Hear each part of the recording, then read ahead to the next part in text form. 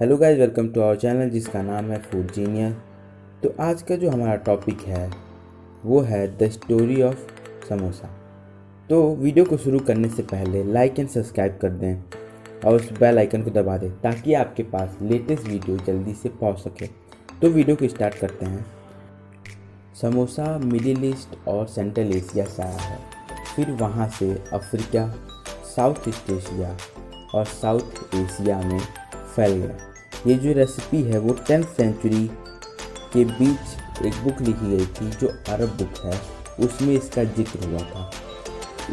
उसमें इसका नाम था संबुसाक और संबुसाज। ये जितने भी वर्ड हैं वो पर्शियन वर्ड संबुसाक से लिए गए हैं। सेंट्रल एशिया से होते होते ये इंडियन सब कॉन्टिनेंट में 1300 और 1400 के बीच में पहुंच गया था। एक ट्रेडर के द्वारा जिसका नाम था अमीर खुसरो, जो कि एक स्कॉलर था और एक पोएट था दिल्ली सल्तनत में, उसने अपने बुक में इसका जिक्र किया था। अलग अलग देशों में समोसा का अलग अलग नाम है, जैसे कि अरब में इसे संबुसाक के नाम जाना जाता है, अफ़गानिस्तान में इसे समोसा के नाम से जाना जाता है और सिंगारा बंगाल में जाना जाता है।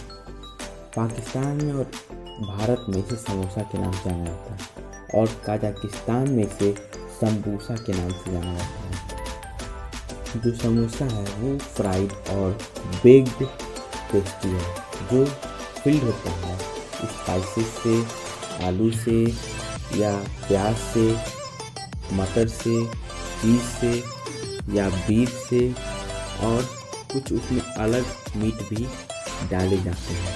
ये बहुत सारे शेप और साइज़ के होते हैं, कुछ ट्रायंगल होते हैं, कुछ कोन के शेप में होते हैं और कुछ हाफ मून के शेप में होते हैं। वो रीजन पे डिपेंड है कि किस रीजन में समोसा बन रहा है। जो इंडियन समोसा है वो ज़्यादातर वेजिटेरियन है, लेकिन ये जो समोसा स्नैक है वो नॉनवेज स्नैक है, क्योंकि इसका जिक्र इब्न बतूता के बुक में हुआ था जो कि एक ट्रैवलर थे। Hope you guys like the video. Thank you for watching.